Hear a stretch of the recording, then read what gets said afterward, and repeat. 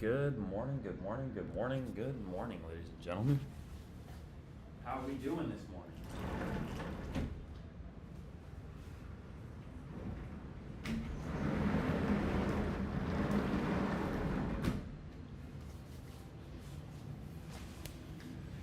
Man, we've already got some power players. Mr. AB, Mr. Dalton Woods, Champ Kamai, Adriel, Dante Lopez, Go, Kevin, Andy, Dose Andys, two Andys, H4. Fantastic, fantastic. Today's going to be an amazing day. We got Mr. Bob Sadai joining us here in a moment. Always a pleasure.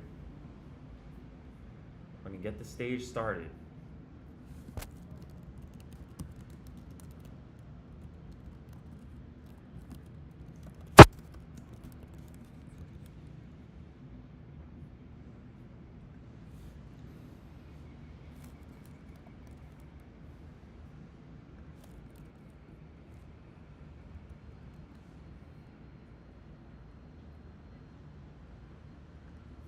Ladies and gentlemen, if you can't hear us on the live stream, definitely feel free to join us on the YouTube.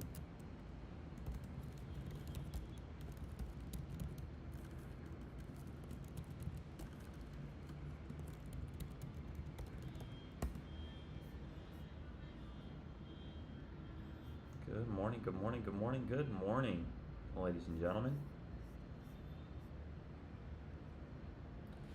Today is going to be one for the record books. We got a lot of stuff going on today.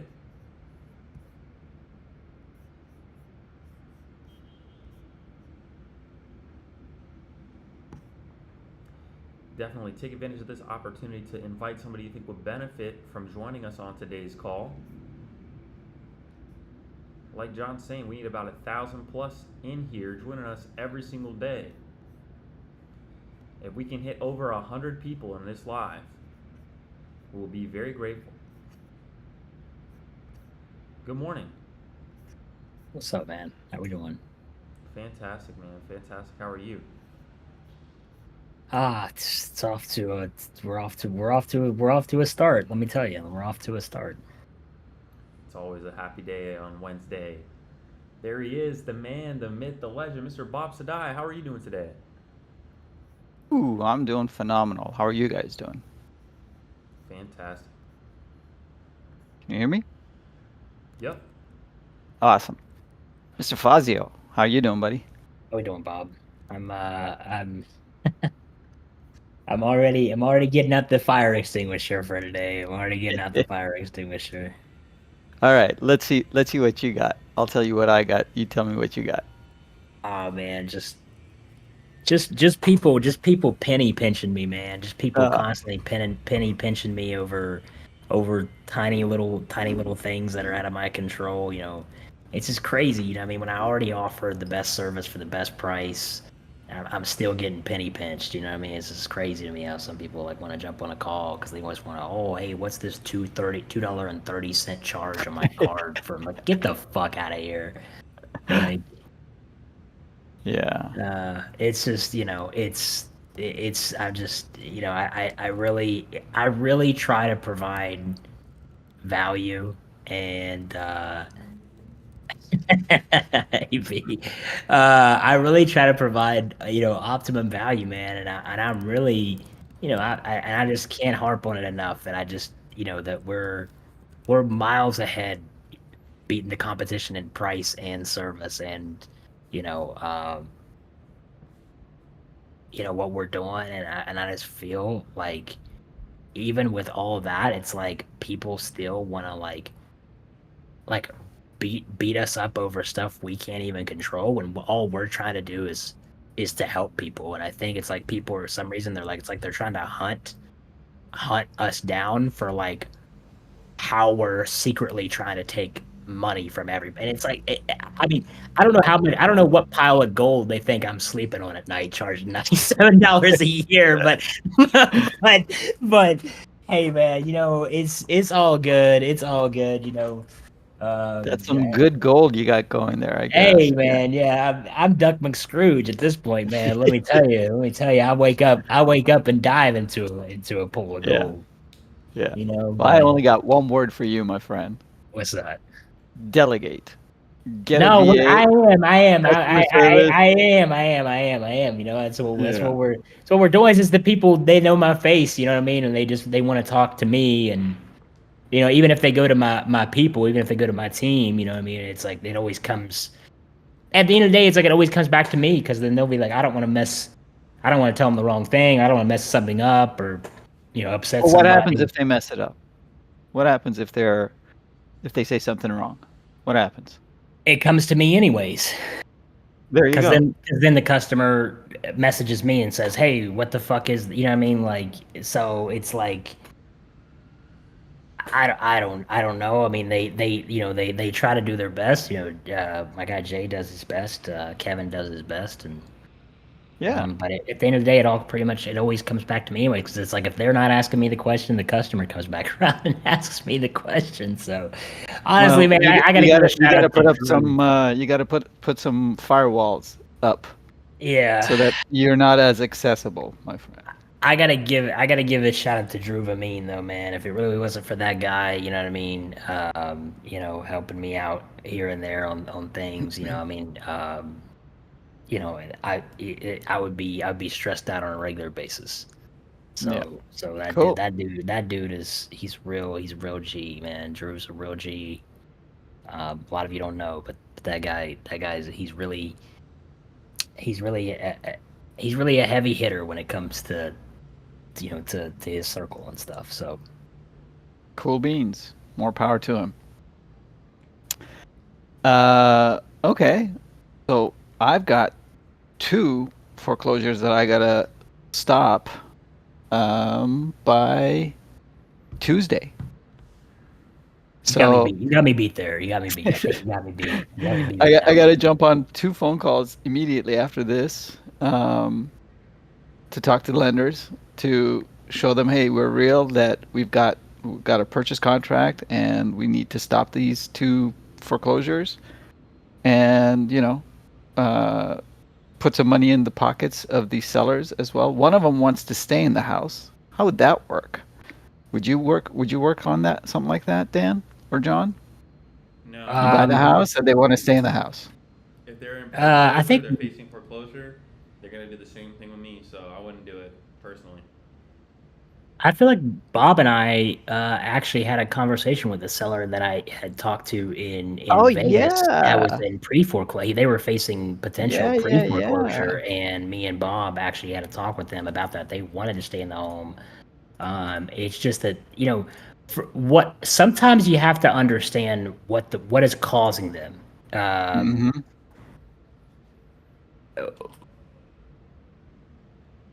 you have to understand what is causing them to be delinquent.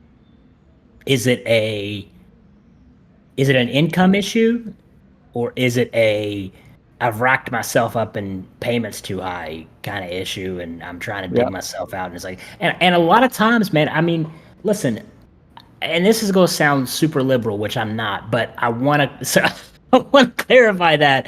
But what I want to say is like, I saw a documentary on Netflix this weekend. I didn't watch it, but I saw that it was on there. It's about, and I might want to watch it, but I don't know if some of you saw it or not. But it's about a sheriff who took his prison cell, and he's letting them all do it. They did an experiment where they opened the doors, and like let them like have the whole facility. Like, they're still in prison, but they can freely move around and go to sleep and move around at any time. And his whole thing was, he said, I want to explain to you all, the reason that I'm doing this is because of the fact that, you know, I want you to understand that just because you're in prison doesn't mean that, just because of maybe the reason that you're in here doesn't take away from the person that you might be inside, right? Like just the mistake that landed you here might not necessarily,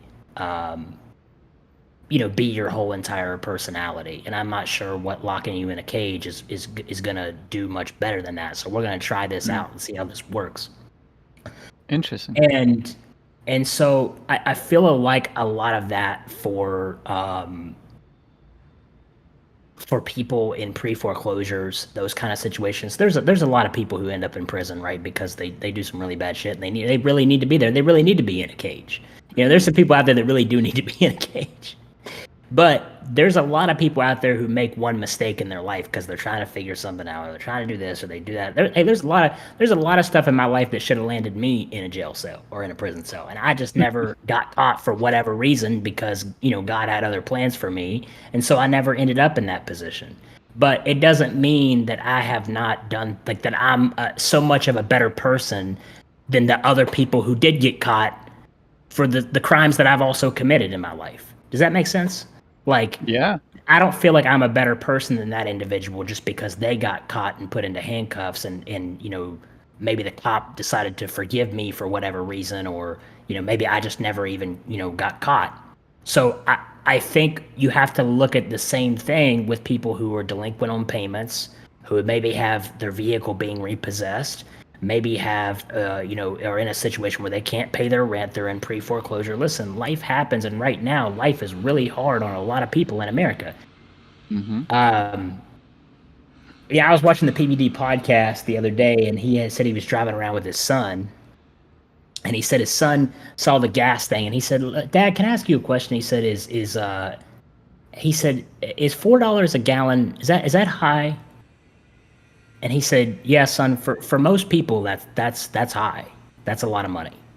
And he said, "Well, what about us?" He said, "Not us." And he said, "Well, what if gas goes to $10 a gallon?" He goes, "Would that affect us?" He goes, "Well, that would affect 99% of people, but it wouldn't affect us." He said, "Well, what if gas goes to $100 a gallon?" He goes, "Well, that affects 100% of people." Right? So there's always a threshold where anything could happen, and we're all just a step away from being in the position that we see other people in. You know what I'm saying? So it's like I never look at a foreclosure situation. I'm never going to look at somebody in foreclosure or in pre-foreclosure and say, "Oh, you're a piece of shit. You're a delinquent in payments. You're this or that. You're default on this guy. You're going to default on me." It's like I don't know that, right? I would rather at least look into their history and try to get a better understanding of what is causing them to be delinquent on payments and try to understand that process, rather than sitting there and trying to say, well, they're probably going to be delinquent on me. It's like I don't know, right? Like it all depends on the deal, how much money I could really make from the deal. Does it really still make sense to me? And like I said, is it an income issue, or is it a situation of maybe they're just too high in payments because they've dug themselves into this Right. whole issue, and they can't do basically where the loan forgiveness programs and stuff like that, they don't have access to that for whatever reason. So it's like that guy that we talked to on that phone one day in Vegas. He really seemed like someone that he doesn't really have an income issue. He had a spending problem. Yeah, exactly. So but he was like ready to give that up if somebody could help him in his current situation. So it's just, I think you just got to look more into the situation. But I've been able to help a lot of people in situations where we've done short sales with the property and then gotten them relocation money of like 10 to 15 grand. Like, I mean, you just have to, it just goes back to what I always say. You just got to look for a solution. I mean, sometimes that might mean letting them stay in the property if they're willing to work out a certain terms. And and if they're not, or if it doesn't make sense, then don't do it. It's just all about, does the deal make sense always? Does the solution make sense? Agreed. So in this particular case, this gentleman, wife and 2 kids, I believe, he's a truck driver. He went through some hard times. He bought the house back in 2021. Mortgage balance on it is about $525,000. He's behind about $90K. His monthly payments, tax and insurance included. This is in Florida, by the way, Coral Springs, is a little over 5,200, 5,250, somewhere around there. Okay. It's got an HOA. It's got two HOAs. One is a monthly, the other one's annual. The monthly HOA is $475 a month. It's very close to the water. It's in a pretty good area. So he's asking me if I could come in, pay off the arrears, have him stay as tenant with the option, lease option, with the option to purchase the property in 2 to 3 years from now. The Yeah. ARV on the property is probably close to 800,000. Okay, so I'm running the numbers and I'm like, okay, if I'm coming in with 90K, there's a cost to that money, right? I mean, even if I pay it out of my own pocket, um, you know, there's an opportunity cost to that money. I could be using that money for something else and be gaining something. So I need to be charging for that money as well, right? If I go Right. borrow that money from a private money lender, They're okay, charging you. they're charging me. So I got to pay that as well. So either way, there's an extra fee. So, I mean, altogether, we're looking at about $6,500. So his monthly payments were $5,200, $5,250. It's going to jump to $6,500, and that's for me breaking even, not doing anything, and having all repairs and maintenances on him. Right. Okay. So if he couldn't pay $5,200, how is he going to can't pay pay $6,500? You can't. This is what I would tell you, Bob. And I mean, this is just from Please what I've learned, man. enlighten me. Business is a cold world. Don't get your emotions involved. Don't even give people a telltale, like, none of that, man. If you're gonna put 20% down, almost, what is it? It's about 500,000. 1,000. The 100,000 of 500,000 is about 20%, right? Yeah. So you're gonna risk almost $100,000 to hope that this guy who's already is he when was the last time he made a payment, Bob? Well, it looks like it was about 15 months ago. 15 months ago. So he's been still truck driving, still working, but he just decided, He well, got his I'm too. job back. Yeah, he got his job back about 6 months ago. Well, he decided 6 months ago. Well, I guess I'm too far gone now. I'm not gonna make any more payments. I'm just gonna live here. Uh, yes, but here's the main pain. Well, I think it's the main pain. He hasn't told his wife about the foreclosure. Mm. In about a week, the wife is going to be out of a house. Unless if this guy can find someone who can pay the 90K and let them stay in there. So was the issue of him not making payments before is because he lost his job? Yeah, exactly. That's what I'm saying. Like we're Yeah. all like that's what Pat's point was on the podcast the other day is we're all just, another gas price, issue away from us all being able to have, from us all having issues on things. So I think you have to decide in this business, this goes back to you have to decide what kind of solution process you want to run here. I mean, for most of you all, this isn't even a lead that you would want to even try to work on because it's just like there's so many moving pieces here. But from what I've understood from Bob is like like we've talked several times. I know pre-foreclosures and foreclosures is a big part of your business. I respect that. Because I think you've kind of created a niche out of that. I definitely know who to come to. When I've got something going on with a tricky situation with somebody like that, right? I always know, who to say, who to reach out to and say, hey, could you talk to this individual and kind of help me see what's going on here? And I think that I would see how much debt that he really has elsewhere. Yeah. because it sounds like, I mean, obviously, because here's the thing: is like if he could easily make the payments on the house, he'd have been making the payments on the house, trying to find a way to catch back up. But he's just, 6 months ago he got his job back, and he hasn't really made any opportunity to try to catch back up with the institution that's put him in this position. So I would say, there's no way. How much of this money is he willing to put up, to catch himself up? Is he willing to go half and half with you? Exactly. Or is he not even willing to put any money I don't towards think. this? Or is he even in a position to put any money down towards Well, catching himself up? well, there you go. So that's the question. So even if I do say yes to this and come in, and we do a lease option, there's an option fee that he needs to pay. So he needs to bring in some money. Does he have that? Well, I don't know. a lease option is around, what, 10%? It varies. It depends on the purchase price.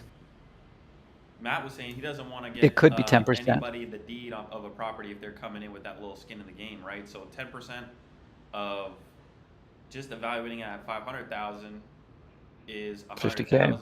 Oh, I'm sorry. Yes, 50K. But you're saying it's closer to 800,000. That's the ARV. Yeah. Where does it worth today? In its current condition, you mean? As is. Yeah, in the sevens. Yeah, man. I think the question is, how do you make money off of this, Bob? How do you make money off of this? That's the question. Well, how I would make money if all the stars are aligned with him and everything works out and I say, okay, I would add a monthly profit of probably around 400, which would bump up his monthly payments to 7K. But let's say he can afford that, okay? And he says, okay, 7K. He pays me the 50K up front, okay, for the option fee, which is non-refundable, people, okay? And then he pays me 7K a month so that I can pay off all the arrears. All the payments, the mortgage, HOA, the PML costs, my profit, everything, okay? And then in 2 to 3 years, when he buys it, it's going to be at least 750 to 800,000, probably more. So on the back end, I would be making some money too. A lot of ifs there, though. Exactly. So nothing really to secure your spot. A lot of not at all. A lot of security, a lot of help for him with not a lot on the back end for you. Exactly. So that's why my conversation with him today is going to be, look, I can come in, I can save the house, I can put some money into your pocket right now, today, okay? Help you with your move, okay? Help you with a conversation with a wife, if you need me, okay? But at the end of the day, I don't think it's going to work, and you guys need to move. What is the as is value of this property, Bob? I mean, is this you said it's in good condition. It's in good condition. Yeah, Okay. It's in good condition. He sent me all the pictures and everything. I can turn around and list this today at probably 750 to 770. Okay, so I mean, is this a position where you could just buy the home and, for whatever? I guess the thing is like, how much does he, does he owe total right now just to the lending company? 5.25. Oof. Yeah. But it's a beautiful interest to want to take over. 2.6. So how much would you need to pay to catch him back up to 90. take it over sub 2? 90. And how much are the monthly payments? Well, 55. You said it's 50. You said 5250 is the PITI, and then there's another 475 HOA a month. For HOA. Yeah, I wish my HOA was that cheap. Jesus. I'd slit my throat if it was that much. If it was that high. Yeah. And don't even step in my place, Bob. You would jump off the balcony. Yeah. Yeah. So I mean, okay. So it's almost, let's just say it's almost like after everything, taxes, all that stuff. I mean, you're saying that comes to 5250 plus the basically 500. So you're almost looking at almost around roughly around $6,000 a month with Yeah. a 2.2% interest rate, and then you have to pay the 90 some thousand Yep. to catch him back up. Yep. But you also, it'd be a 90 some $1,000 entry, right, on a house that might be worth, 700 and some grand. Um, you're getting 200K in equity. Yep. I mean, shit, man. I mean, send me the details. I mean, no, I mean, I think like the realest thing is like that. I mean, here's the thing: is like because if it was a short sale situation, the most that we could probably get him for forgiveness and relocation, you know, probably going to be only 10 to 15,000. Usually, they're only willing to give like 10 to 15,000 max to get Well, him. this won't be even a short sale situation. But I'm saying like if it was right, like that's always the most that they're always even willing to go, and that's always, I mean, that's honestly always pretty generous at those, points in time. But I think you're right, man. I think it's just the bottom line is you're already doing this guy a favor by Yeah. even because, I mean, here's the thing is like if he gets some money where he can at least go and take the Yep. wife and does he have kids? They have kids? Yeah, they've got kids. Um Yeah, but I mean, here's the thing. Even if we go the short sale route or any other method, okay, most Yeah. people aren't going to put too much money in his pocket, right? No. Right. I'm willing to go up to probably around 50K in his pocket. Wow. Yeah, Wow. yeah. Dude. I want to be fair to him. He's got a family, man. I care about that. Wow. That is that's a great deal, man.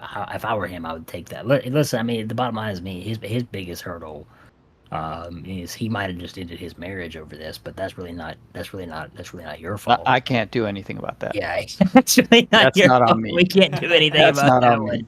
We can't do anything about that one, man. That was his biggest slip up. Out of everything that this man did, that was his biggest slip. Because honestly, I mean, like, for real, I mean, like, that truck drivers built this economy, right? Steel workers, truck drivers, all these people, that's what built the economy that we all have been able to build our businesses off of. Because I mean, here's the thing: is like if for instance, like we don't have all the truck drivers and the people that we do right now. If we're flipping homes, all those supplies that are getting delivered to to Lowe's, Home Depot, all these places that we're getting the supplies to flip these homes to make our money that we do, Mm-hmm. our cost goes through the roof. So, I mean, those people are the responsible ones for helping, supply everything that we all need to be able to do our job to make the kind of money that we're grateful to be able to make. But the bottom line is that people, people are losing their jobs. I mean, I know there's a lot of like disarray out there saying that this is the greatest, employment economy ever. There's a lot of disinformation on that, in my opinion. I don't think it is at all. I think there's more people that I talk to on a daily basis that are going through situations like that. But the point is now he's like, he's got his job back, right? Like he needs to learn how to adjust his income level, because it sounds like maybe the whole reason that he's in this position in the first place is like the conversation that we were having just the other day about, you have to be able to adjust your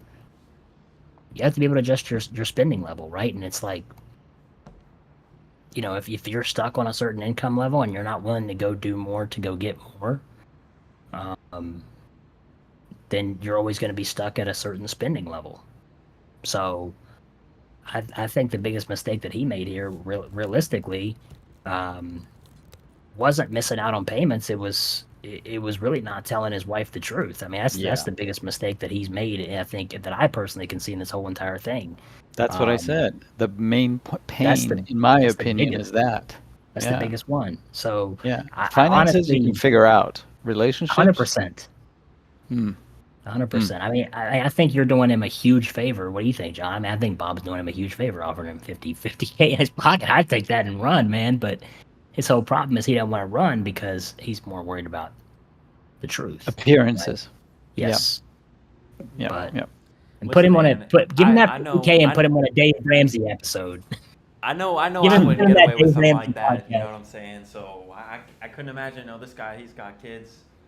Um, he's in a Yeah. whole different type of situation, man. So Yeah. I think Bob, just like somebody in the chat said, you've got a real servant's heart, man, to even think about trying to help a guy out in this type of I situation. appreciate that. It's true, and me personally, when you asked me that question, that was an immediate no. Like, even Dan, he was like, oh, well, let's take a look at the situation, and then he made the analogy or the comparison to, the people in prison and this and that, doesn't mean they're bad people. And I feel like, real estate's just one of those things like, yeah, we do want to help people, but we can't change the reality of a situation. If somebody has fallen behind, I mean, if this guy hasn't even told his own wife that he's going to face foreclosure, Yeah. they got to get out of here in the next couple of days. I don't know. He's just not the type of individual that I'd see myself doing any sort of business with personally. Because if he's not going to tell his own wife, the person he Yeah. sleeps with at night, how's he going to tell you, hey, man, I'm not going to be able to make these payments? He just probably won't. Well, that's what I'm Oh, saying. well. That's why I'm saying you got to look at the whole situation. That's all I Yeah. was saying. It's like it's not necessarily. I'm not saying that you look at every situation as like, oh, hey, let's find a way to help this individual. I'm saying you got to identify those things. That's why it's important to Yeah. talk to people. It just goes back to what I keep saying every day in the live. I keep saying it every single day. Find out more. Find out really why. And here the bottom line is the whole reason that he's making this marathon sprint to try to find some cash is Bob just told us why. But you know what? Most people probably would have never even gotten that out of this dude. Most people would have never even gotten that. Would have never even gotten it out of that dude. Like Bob has the ability to discover these things, and that's really what I keep telling you all is you really got to get good on discovery. Like it's Yeah. important. Yeah. That's why that's why it's so important to discover every piece of information. And it's like it's not about just their price. It's not about, oh, they got a good mortgage, so this is automatically a sub 2. Or it's not about, oh, they just want a little bit of a discount, it's in good condition. Oh, I know. Novation. It's like, no, it's like discovery. You gotta go really dig down deep into what's causing these people to have conversations with us over going on the market. I mean, it just literally just another great example of why you really have to have these hard conversations. So shout out to Bob for, being able to have that skill set and also have the heart to be able to help him. So I appreciate that. And on that note, I'm afraid I got to jump off to my next Zoom meeting. It's always a pleasure being here with you, gents. I look forward to seeing you guys next week. Have a great one, everyone. thanks, Bob. We appreciate it. Take care. Always a pleasure, man, having Mr. Bob Sadai come and join us. And that was just an We epic story. always get something special out of it. Always. I don't think there's ever been a time where Bob came on and there wasn't value being shared. I couldn't put my finger on any of those. But That I being definitely said, does agree. people have any questions? Does anyone have any questions about it? Or go ahead, John. I'm sorry, I didn't mean to interrupt you. No, that's a great segue. We want to open this up, give people an opportunity to hop up on the stage, ask questions. But I like what you were saying though about how it is very important to be very good at that discovery phase and actually understanding people's situations, because I think that's honestly what a lot of realtors cannot do, and that may even be the reason why they choose not to list. So if you could really be that person that can identify a seller's entire situation and not just focus on, the condition of the house and see if the roof has been replaced in the last 3 to 5 years, and really understand why it is that they're in this position, what got them into this position, and how selling this house is going to actually help them get into a better position, that's where you're going to see a lot of deals happen. Yeah. Yeah, I mean, you can't just look at it was just like, my breakdown to Jay, who was asking me about the sub 2 the other day. The whole explanation of what I was basically telling him, I was just like, "Hey man, like, the whole point of what I'm breaking down to you here is this guy might have a great mortgage, right? He might have a great interest rate, he might have the situation, but you still can't answer the question of why does it benefit him to go sub 2?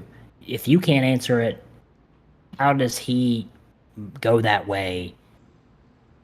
You know what I'm saying? So like you have to be able to answer those questions, and it's like if you can't answer that question, well then we haven't even qualified this guy for a sub 2 yet. So I think I said yesterday, I think I said it's like going back. You have to build the story of the seller, right? The more you can, and like Bob crafted this dude's story, right? Like we don't even know this guy. We've never even spoken to this guy. We know everything about this guy's life in about Image of 20 who this guy minutes. is. I don't even know. I got an idea of what this guy looks like. I got an idea of what this, Right. is going on in this guy's house. Like, the bottom line is that Bob has an ability, and this is something that great closers do. Bob has the ability to open the door to let people tell them their problems and issues. Cause let's be real, he ain't going to just go tell just anybody that kind of stuff. That guy was not just going to tell anybody that he Nah, he hasn't didn't told tell his his own wife wife. about their foreclosure. Right. He hasn't told his wife, but he's telling Bob over the phone, right? Someone that he doesn't even know.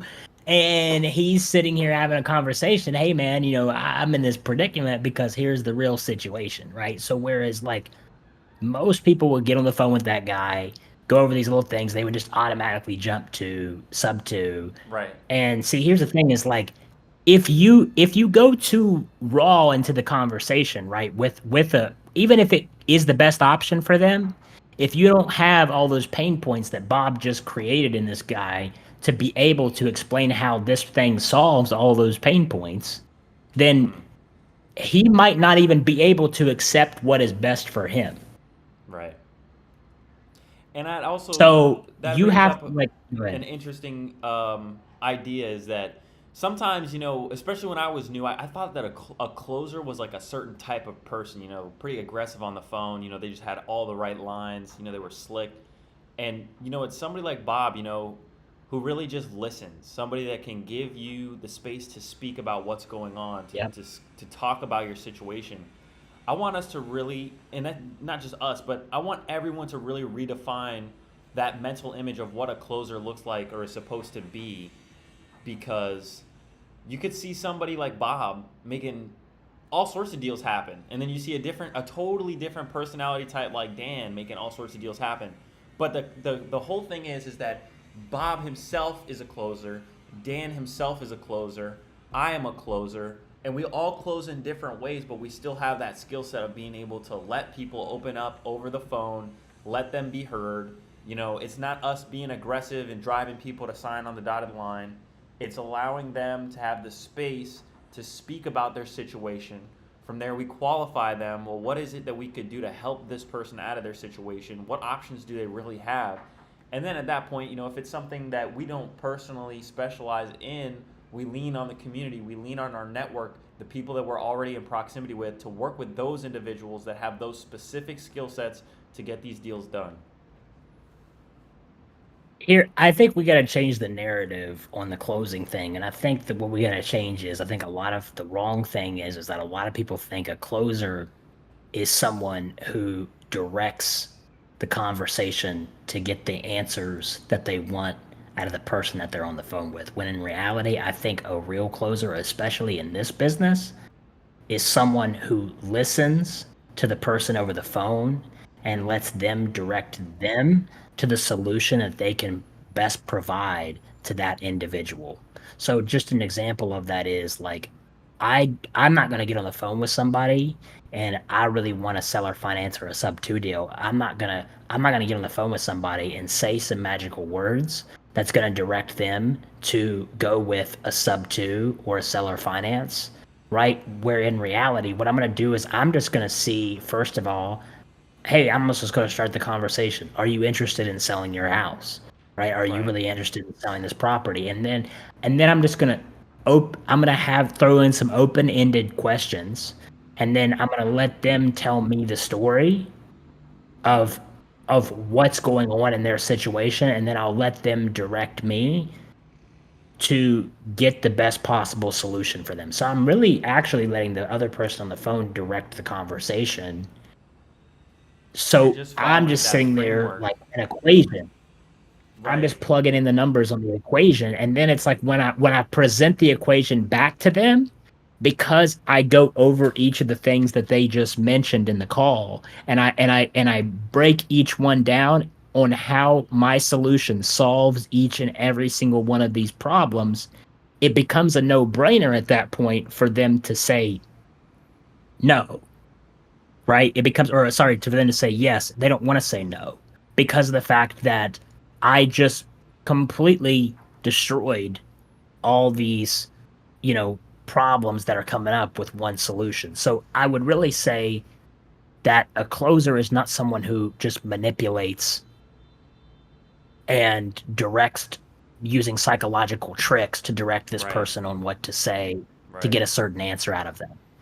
Right. You're letting them direct you on what to give back to them, and in doing so, by answering all those little things, bringing up all those little points, then they answer their own question because it's they're basically like they don't even know what they're looking for. They just start telling you all this stuff, and then you say, "Hey, well, what if I had something to solve all your problems?" Right? Who says no to that? Right? Who says no to something and says, "Hey, well, actually, what if I had a solution here to solve all your issues that you just brought up in that call?" Right? Let's forget about the house. Right? Let's put the house on a back burner here. All those things you just mentioned. What if I had a solution to take care of all those problems? Would that be something that you're opposed to listening to? If I had a solution to solve all your problems, would that be something that would you be opposed to listening to that solution? Who's gonna say, yeah, I'd be opposed to that, right? Like, no, they're gonna say, no, I mean, I wouldn't be opposed to that. And I always say, would you be against, right? Like, would you be opposed to hearing this? Would you, if I had an ability to solve all those problems in one simple solution that we could package up and give to you, right? Mm-hmm. Would you be opposed to me breaking that down for you in this call here in the next 5 minutes? It's like, no one's gonna say, yeah, I would actually be opposed to it. You know what I mean? It's like after they sit there and just told you all their shit, they're gonna at And if least they listen to what you do, have to they're not say. somebody you want to do business with to begin with. Like that guy the other day we were on the phone with, that guy Yeah. on the phone, man. That guy, there's nobody that's going to be buying that guy's house, man. Nobody. But And I that's really like, sometimes that's the case. it is, man. And I really like the fact that we could bring that up and share, some insight on that. I see that the chat is really, really grateful that we talked about that and we broke down what a closer is. And I'm starting to kind of put myself back in the shoes of where I was at when I first got started and the preconceived notions that I had about what a closer really is and about what it's like, what you have to be like on the phone. And it also kind of, just talking about it right now, made me really think about anybody that's ever worked a job, where they're in the drive-through listening, to what somebody is ordering, right?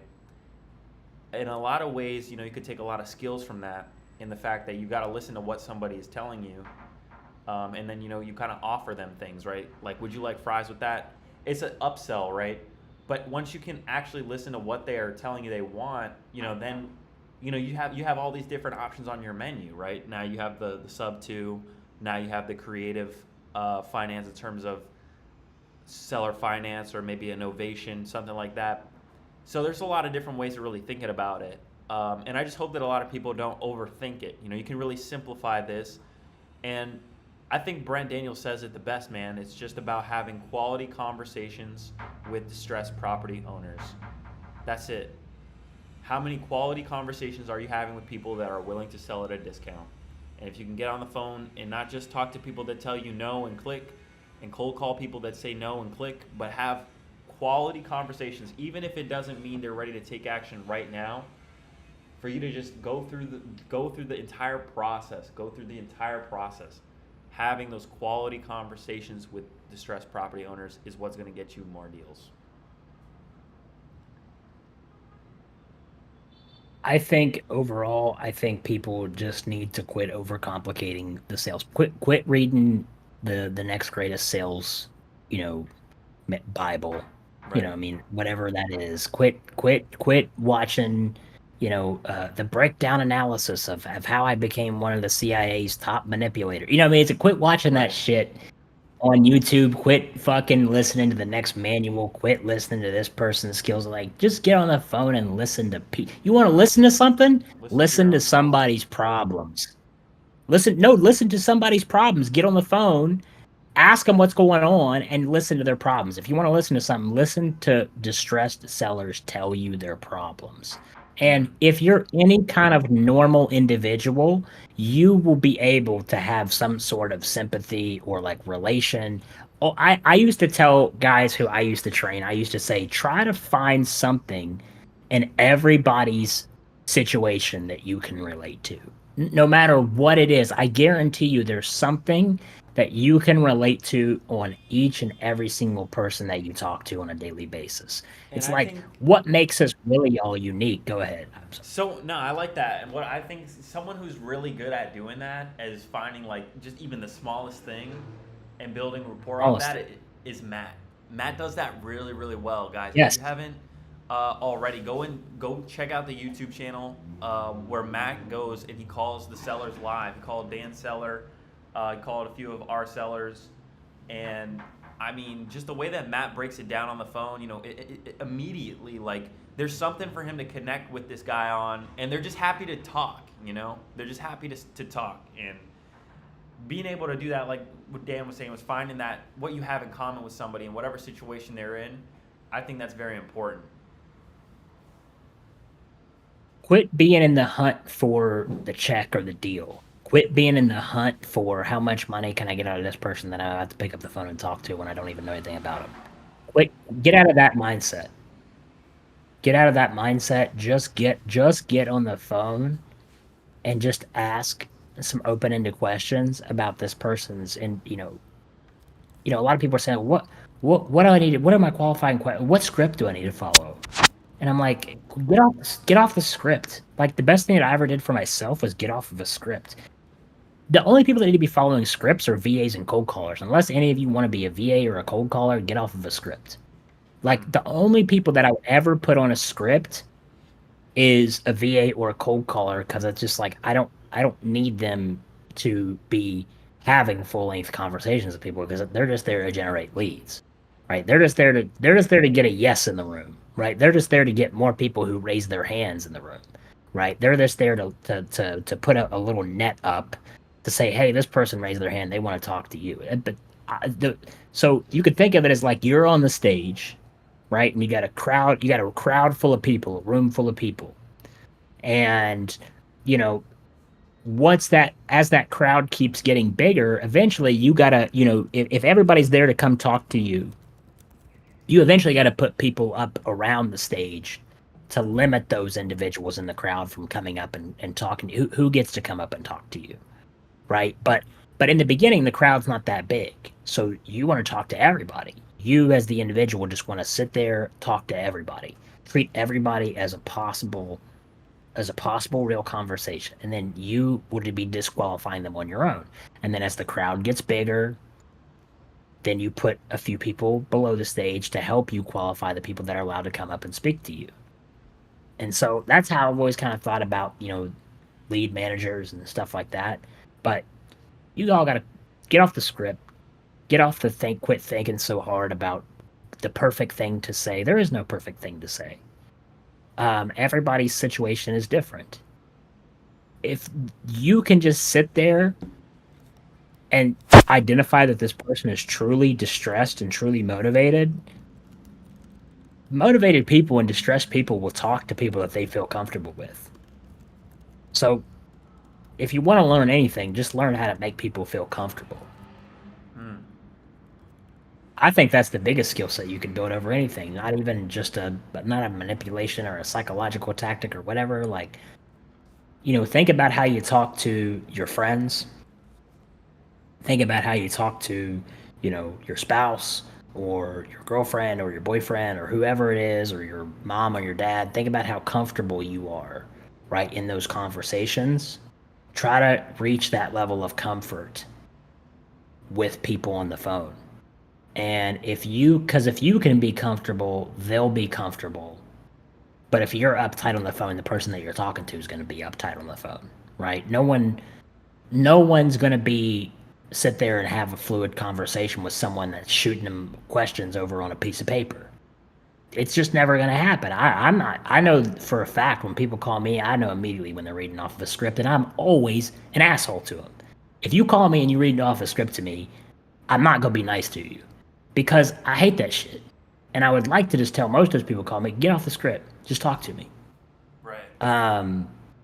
Because I just want to have a real conversation, right? But like the best thing I think that you all can do for yourselves is get off of the script, get off of YouTube, get out of the books, and go get some real life experiences. Just quit being afraid. The hardest part of this whole thing is just picking up the phone and saying hello. That's the hardest part. If you can get over that and you can do that with ease, you'll be great. You'll be great. All of you will be great. All of you have the potential to at least reach a certain level to close some deals. You might not ever be the greatest closer in the world, but all of you have the ability to close deals. Don't forget that. Yep. You don't have to be the greatest closer in the world. You don't have to be Bob Sadai to close some deals and make some money in this business. When I met John can testify to this. When I met John, I say this all the time now. Uh-oh. When I first met John was like, he was already closing deals. He had already closed like 2 or 3 deals. And I was like, how is this motherfucker closing deals? I couldn't believe it. I was like, this motherfucker talks to people like he's in a candy shop. I said, I don't understand how he's closing deals. and I said, I don't understand how this guy's closing deals. But the point is John has never been afraid to pick up the phone and just say hello. John's not afraid to talk to anybody. I promise you all.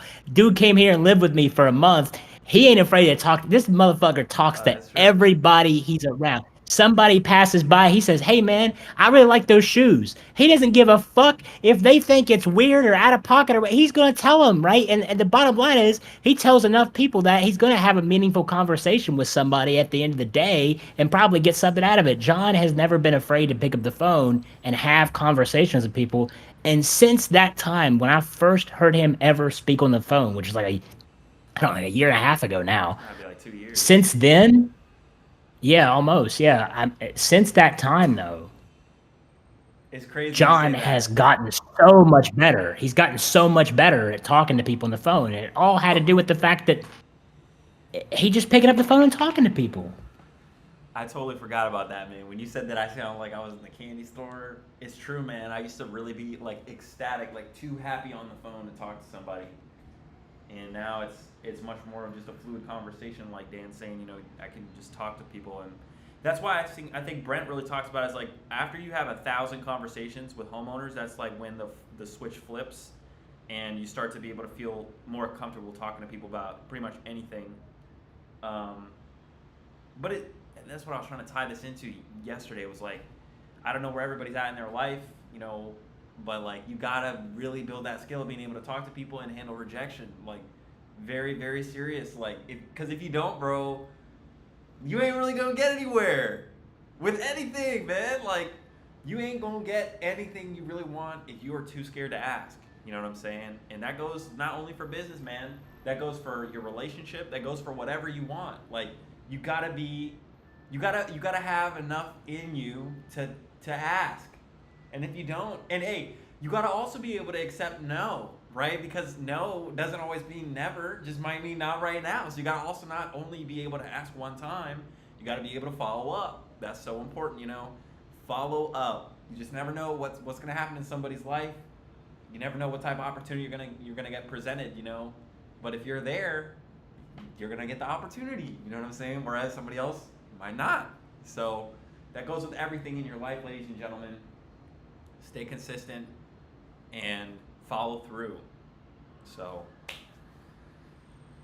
man, I gotta see if we got any of those videos of me on the phone. I know they're on that laptop. I'm gonna get some. I'll have to get some we'll coordinate. We'll coordinate something, man. We got a lot of stuff to coordinate. But I will get one of those videos of me just talking to people on and how I used to speak to people on the phone, man. I used to be ecstatic. Hey, this is John Johnson. How are you doing today? Man, it was a lot. But the main thing is I put in the reps. I still picked up the phone. I still sounded like a moron on the phone. I still sounded like that kid in the candy shop on the phone, right? I was still on the phone. So get on the phone. That's the only real solid advice. You know, I think one thing that a lot of people might benefit from. How many people in here have heard of Real Estate Disruptors or Steve Trang? Could y'all let me know in the side chat if anybody has heard of Steve Trang? I mean, that guy, he's an absolute beast. You know, he's got so many podcasts. He's interviewed the best of the best in the industry. You know, if you haven't already seen Real Estate Disruptors, you got to see it. Certainly not right now. Now is work time. But, you know, when you got some off time to go and watch, definitely anything Steve puts out is always great. I was actually talking to Steve not too long ago, and, you know, he's offering sales training. And so I think one of the biggest benefits that you guys might be able to get would be having an environment where you can actually do role play, where you actually have people that are ready to talk to you, and you can build that skill of, you know, just going through the conversation, going through the 4 pillars. How many of you would think, you know, maybe some of you that haven't got your first deal yet or are kind of not feeling so comfortable on the phone, how many of you would feel like having a place to do role play or maybe an event in here to do role play would be beneficial?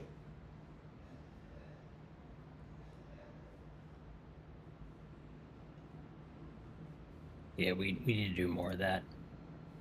I think so, man, because I know it's a lot of input from people. They get to see us do stuff, but we got to really get them to take action, you know? And sometimes I can't even lie to y'all, ladies and gentlemen. It really feels like we want this more than, you know, some of you know, that see us. But if it's a matter... No, but it's so true, man. Like, I know there are a lot of people in here, but we got to really see you all put in the work. You know, we can give you all the information. We can get up on the stage and show you everything. But ultimately, if you're not the one picking up the phone and talking to people, you know, what good does it do you? So let's get you on the phone. Let's get you prepared. Let's get you feeling comfortable. Let's do some role play. You know, let's get you to a position where, you know, you feel like you can have that conversation with somebody on the phone, and let's watch you do it.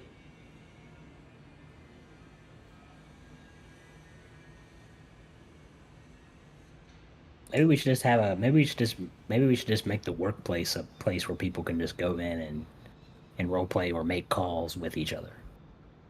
You know what I'm saying? Rather than just like, cause I feel like right now people don't know they split up the clubhouse and the workplace. And there's just always just a lot of. And I'm probably, you know, I'm responsible for it too. But there's always sometimes you know, we'll be in workplace, we'll be doing work, and then we'll get stuck in there, and then it'll just be, you know. It'll become the Yap place instead of the workplace. You know what I mean? The workplace becomes the Yap Club at the end of the night. You know what I'm saying? So maybe we need to you know, dedicate. Hey, if you want to have conversations, go to the clubhouse. You know, you just have you know. But if you want to role play with each other, you know, and I'll pop in when I can. You know, here and there. You know, maybe John can pop in here and there. Other people can pop in, and we can. You know, we can do stuff like that here and there, or I think it's a place where, you know, you could make calls. You could have one person on there making calls. You could have one person in there making calls.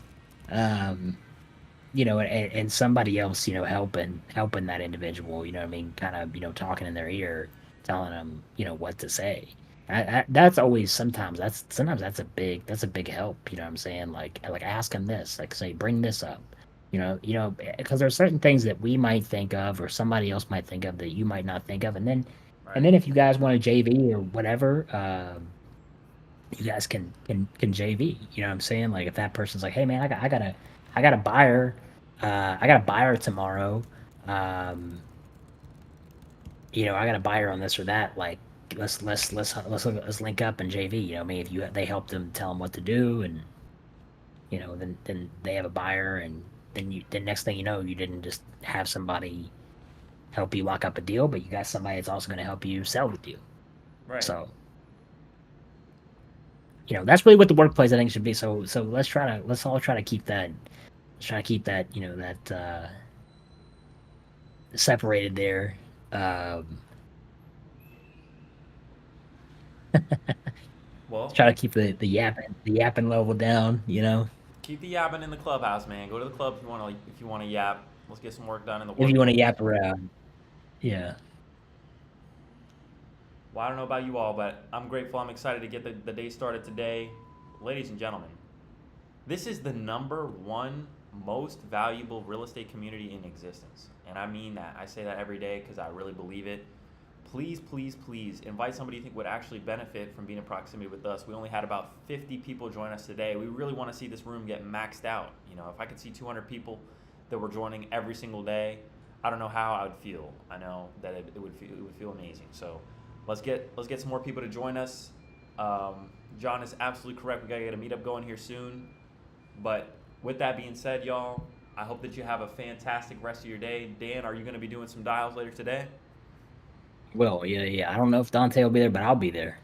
All right, I'll shoot him a text. I'll see what's going on. But tap in with Dan, y'all, 3 p.m. Eastern. Sir. Well, Right. it's gonna be like four today. 4 today, but I'll be there. 4 p.m. Eastern, y'all. You heard it here 4 first. p.m. All right, guys. Send them the link, discord.gg/REI Rev. Take care, everybody.